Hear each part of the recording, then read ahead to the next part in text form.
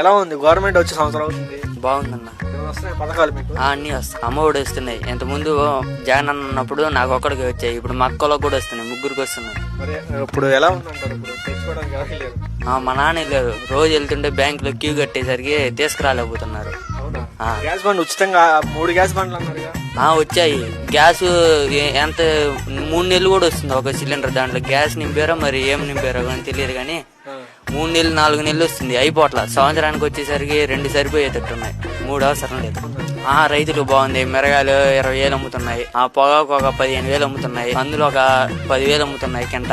పత్తి వచ్చేసి ఒక 8,000 అమ్ముతుంది. రైతులు శుభ్రంగా బతుకుతున్నారు బాగా. సబ్సిడీ గానీ అలాగే నష్టపరిహారం కూడా డబ్బులు పడేయండి. 2 లక్షలు 3 లక్షలు ఇచ్చారు. అదే నష్టపరిహారం. పత్తి మిరప అన్ని ఆ డబ్బులు ఇంకా బ్యాంక్ అకౌంట్ లోనే ఉన్నాయంట. జనాలు పోతుంటే అడిగే క్యూ కట్టేసరికి తీసుకురాలేకపోతున్నారు. ఆరోగ్యశ్రీ ఎలా ఉంది? ఆరోగ్యశ్రీ బ్రహ్మాండంగా ఉంది. హాస్పిటల్ బయటే ట్రీట్మెంట్ చేస్తున్నారు మొత్తం.